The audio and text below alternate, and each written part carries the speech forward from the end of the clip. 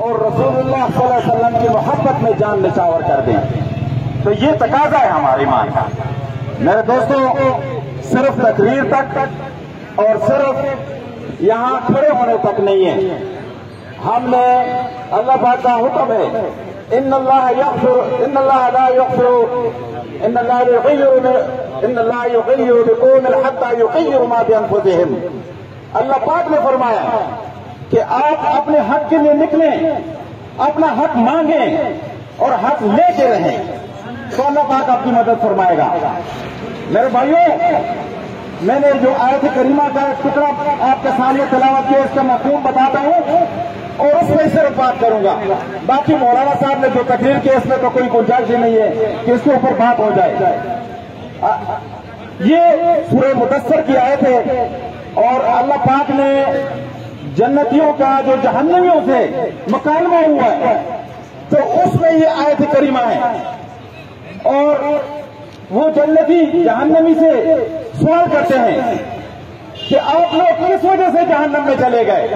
آپ لوگ تو ہمارے ساتھ اٹھتے بیٹھتے اور دنیا میں رہتے تھے، لیکن آپ جہنم میں چلے گئے، ہم جنت میں چلے گئے، کیوں ہوا ایسا؟ تو جہنمی جواب دیتے ہیں، چار چیزیں بتاتے ہیں۔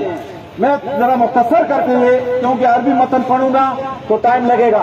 پہلی بات انہوں نے یہ کہی کہ جب نماز کا وقت ہوتا تو ہم اپنے کاموں میں مشغول ہوتے یا موبائل میں لگے رہتے تھے اور نماز کا وقت گزر جاتا، ہم نماز نہیں پڑھتے تھے۔ دوسری بات، ہم مسکینوں کو کھانا نہیں کھلاتے تھے تو آپ پکا کے کھلا نہیں کرتے تھے، اس سے منع کرتے تھے۔ تیسری بات جو میں نے کہا، وَكُنَّا نَخُوضُ مَعَ الْخَائِضِينَ، ہم اسلام کے خلاف سازشیں ہوتی تھی اور اس کا ساتھ دیتے تھے اور ان کے ساتھ جرگوں میں بیٹھتے تھے، ان کی حکم کی ان کی اطاعت کرتے تھے ہم۔ تین ہو گئے۔ چوتھی بات کہ ہم روز محشر کو جھٹلاتے تھے، اللہ سے نہیں ڈرتے تھے نا، ظلم کرتے تھے، قتل کرتے تھے، برائے حق کھاتے تھے تو اللہ سے نہیں ڈرتے تھے، اور حتی اتانا الیقین کہ موت آ گئی اور ہم مر گئے اور جہنم میں چلے گئے۔ یہ تیسری بات پہ میں بات کروں گا۔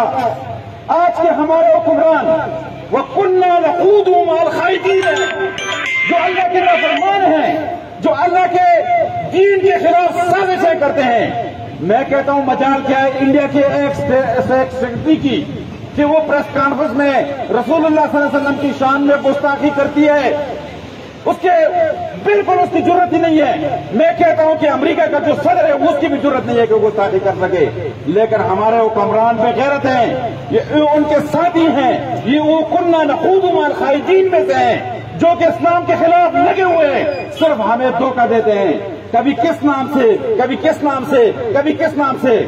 شرم آنی چاہیے ان حضرات کو جو اس وقت حکومت میں بیٹھے ہیں اور ٹس سے مس نہیں ہو رہے، اور ان علماء کا بھی میں اس کو بھی زور مذمت کرتا ہوں کہ وہ وہاں بیٹھے ہوئے ہیں، آج تک ان کا مذمتی بیان نہیں آیا ہوا۔ میرے بھائیوں، ہم سب کچھ برداشت کر لیں گے لیکن ہم رسول اللہ صلی اللہ علیہ وسلم کی شان میں گستاخی کو برداشت نہیں کریں گے۔ ہم بھوکے رہیں گے، ہم پیسے رہیں گے، لیکن جو یہ ہمارے ایمان کے اوپر وار کرتے ہیں یہ ہم سے نہیں ہوگا۔ کتنے ہم زندہ رہیں گے بتاؤ مجھے، کسی کو پتا ہے؟ اور مرتے بھی ایسے ہیں کہ ادھری جو ہے نا ہم لاتے مار کے اور ہم سانس دے دیتے ہیں، پتہ نہیں چلتا۔ ہم اللہ کے سامنے کیا جواب دیں گے؟ یہاں کھڑا ہونا صرف یہ گواہی تو ہے نا کہ رسول اللہ صلی اللہ علیہ وسلم ہم نے آپ کے لیے اس چوک میں دھوپ میں کھڑے رہے۔ میرے بھائیوں، میں آپ کا شکر گزار ہوں، مجھے بار بار تبکیں مل رہی ہیں تو